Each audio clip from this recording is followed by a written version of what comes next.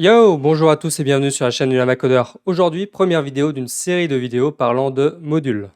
On va commencer simplement en abordant les bases. Donc 1, c'est quoi les modules? Et 2, comment est-ce qu'on en crée?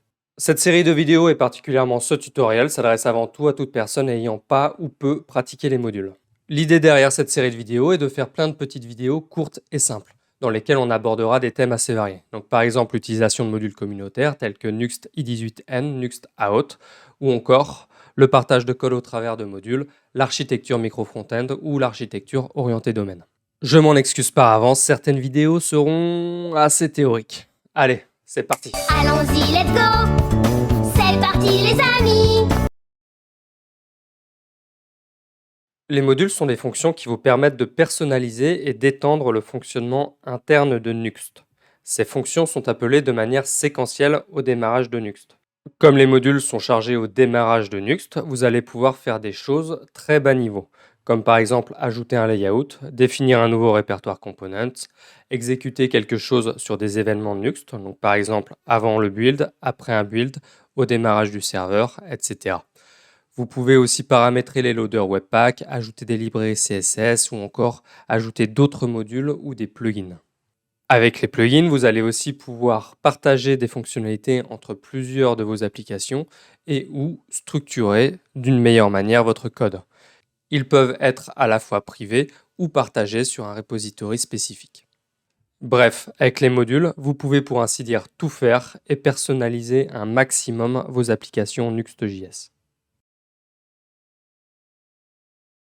Au début, les utilisateurs Nuxt confondent souvent les modules et les plugins. La différence est que le module est à un tout autre niveau. Comme on l'a vu, un module est chargé au tout début du build de notre application. Par conséquent, un module peut contenir des plugins, d'autres modules, etc., etc. Le module sert à étendre et modifier le comportement de Nuxt. Les plugins, quant à eux, vont vous permettre de personnaliser le fonctionnement de vue. Et c'est là qu'est la nuance. Les modules sont exécutés au démarrage de Nuxt, de manière à modifier l'instance Nuxt, et les plugins juste avant l'instanciation de l'instance principale Vue.js, de manière à modifier l'instance Vue. On reviendra sur les plugins lors d'une série spécifique.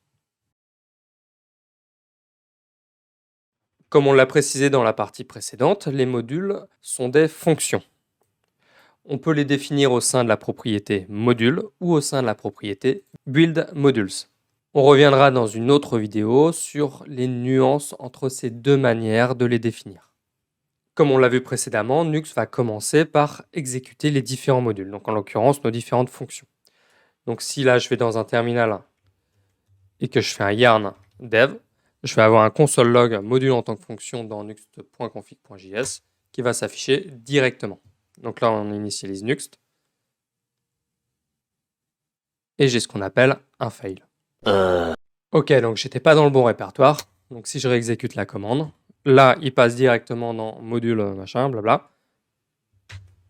Et hop. Et ensuite, il fait le building de la partie cliente et de la partie serveur. Là, j'étais venu définir ma fonction directement à l'intérieur du tableau modules. Après, en pratique, pour maximiser la qualité de votre code, ce qu'on va faire, c'est qu'on va externaliser cette fonction à l'intérieur d'un fichier. Donc, en l'occurrence, si je vous montre, ici, j'ai créé un répertoire modules et je suis venu créer un fichier my-modules.js qui va venir juste faire un console log de module my-module.js.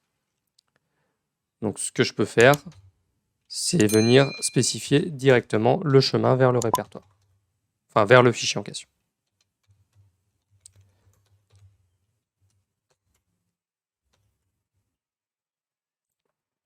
Si je réexécute yarn dev,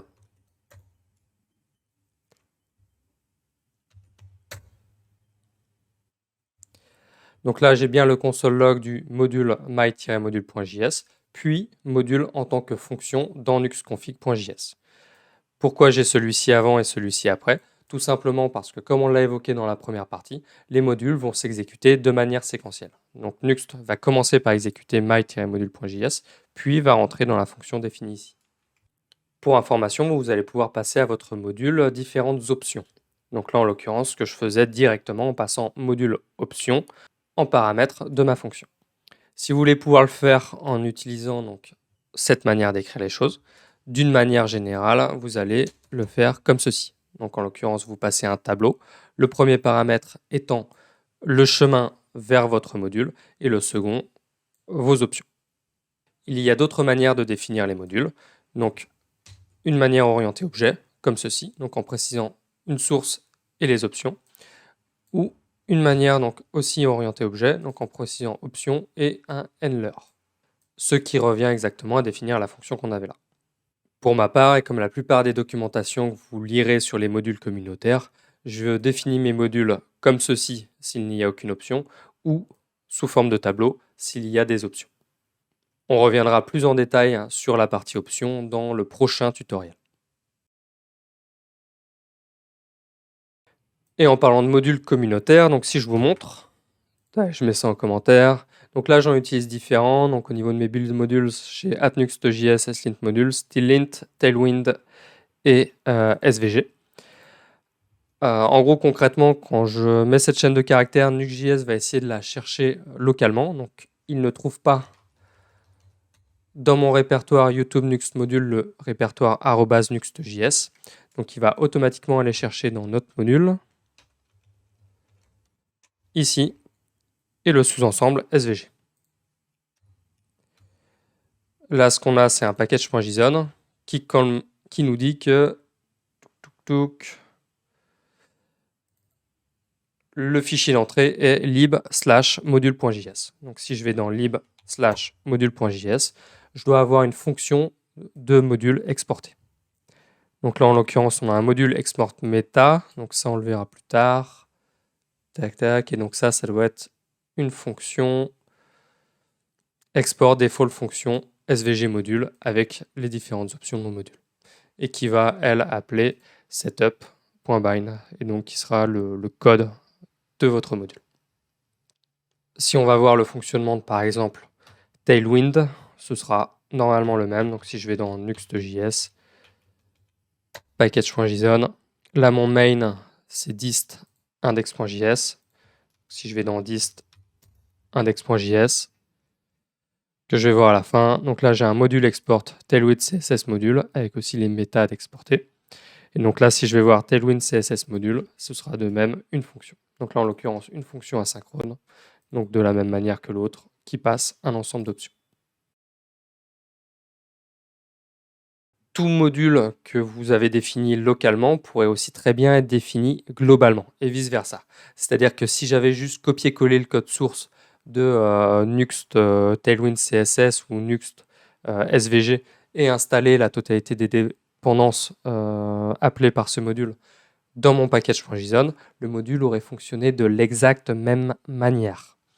Comprenez par là que l'idée derrière les modules, c'est vraiment de venir partager du code et structurer votre code. Et c'est tout pour aujourd'hui, j'espère que ça vous a plu. Comme d'habitude, n'hésitez pas à liker, commenter, partager. N'hésitez pas non plus à venir me rejoindre sur les différents réseaux sociaux, donc Twitch, Twitter, Telegram, ou à tout simplement vous abonner sur cette chaîne. Allez, à ciao. Ah putain. Allez, à toutes les Nuxtiens.